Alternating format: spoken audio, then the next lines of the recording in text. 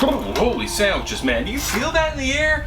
That can only mean one thing. The end of those wild nights and hot and crazy days. But it also means that Halloween's just around the corner, so the spook factor is about to go up real high.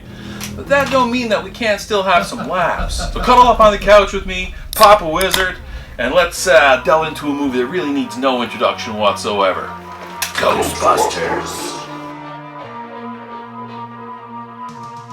Every now and then a movie's gotta come out that's gonna capture the imagination of children. Planet of the Apes, Star Wars, Raiders of the Lost Ark, but for me and a lot of other kids, holy shit, Ghostbusters changed the game. Now Corey is sad that he couldn't be here with us tonight. He's out on a supply run. Realistically, we wouldn't have covered Ghostbusters anyway. Well, you know, there's nothing left to analyze, to talk about. There's no trivia that I can give you that you don't already know. But I thought let's keep this episode kind of light and breezy, and let's just keep this kind of a show and tell.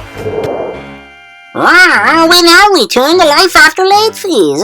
The first time I had any exposure to Ghostbusters was back in early 1984 when my parents took me to go see that Judd Nelson movie, Making the Grade.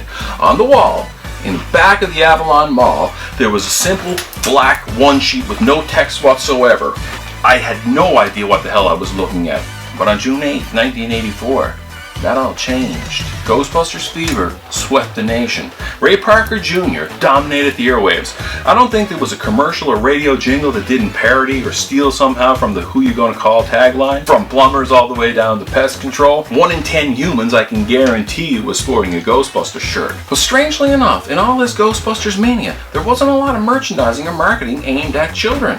And I think that was the fact that Ghostbusters really wasn't intended for children. You know, you had Bill Murray, Harold Ramis, Dan Aykroyd. That's late night Saturday Night Live, Sigourney Weaver's off Alien. Not stuff that kids are going to be watching. So I think it somewhat caught them by surprise that children actually loved it so much. But let's be real, it's not like us kids were left out in the dark and we weren't participating in the mania either. Here is my original 1984 paper thin 50-50 Ghostbuster shirt, iron on. Thank God my mother had the sense to actually hand wash it and hang dry it. I love you, Ma. Also, I can't think of any adult or child that didn't own a copy of Ghostbusters soundtrack. It's one of those soundtracks too that I ended up owning on vinyl, cassette, and CD. And then of course this was the Scholastic storybook that was released, which oddly enough uses the European Ghostbusters logo over and over again throughout the book. There was other pieces of merchandise you could get too. If you were one of the lucky kids, you probably got your hands on the giant video store standee or the ultra rare promotional telephone that was released when the VHS came out. And yes, most importantly, owning a physical copy of the video cassette. Now, back in '85, owning a copy was not as easy as it is today, I can assure you. My father thought that it was going to be cheaper in the long run to actually buy me one, and it cost him $125 Canadian. My father says everything's negotiable. Pee-wee. We owned the original Betamax copy. This is the video store rental copy, and you can tell the cover actually, if you see here, it actually has an embossed cover, and much different than the Columbia House version that would be made available shortly after. One thing that's cool about this one is the actual trailers on the end of this. You get to see trailer to Karate Kid, Starman, Perfect with Jamie Lee Curtis and John Travolta, and A Passage to India, which had a massive impact on me as a child, of course. So this was pretty much the limitations of your Ghostbuster collecting. But by September 13th, 1986, Columbia realized, aha, we've got a cash cow on our hands, and they released The Real Ghostbusters on Saturday morning. And to say that I wasn't excited would be a bald-faced lie. Board games, we had shampoos, we had soaps, of course we had the action figures. Here's my well-loved, well-used figures. The Ecto-1, this is the core set.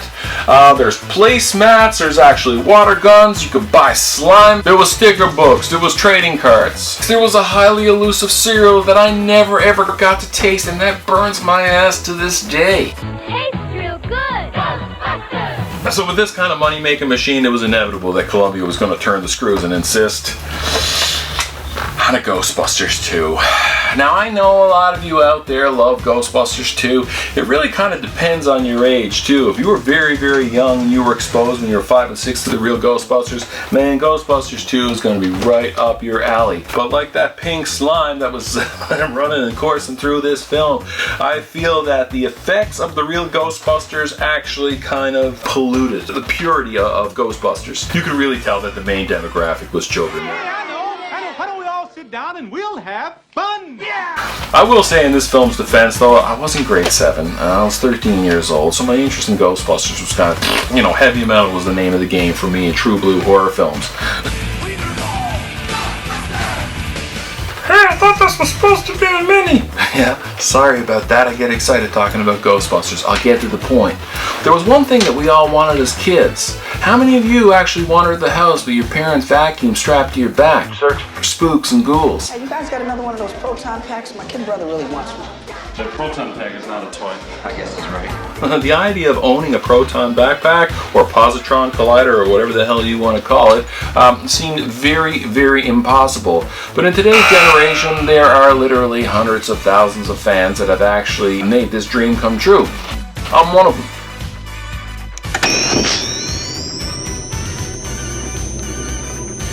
Hey, anybody see a ghost? I've seen some beauty packs out there, some really, really clean, polished, screen-accurate packs. Me, I demand accuracy just as much as the next fan, but I wanted to do something a little bit different with my pack.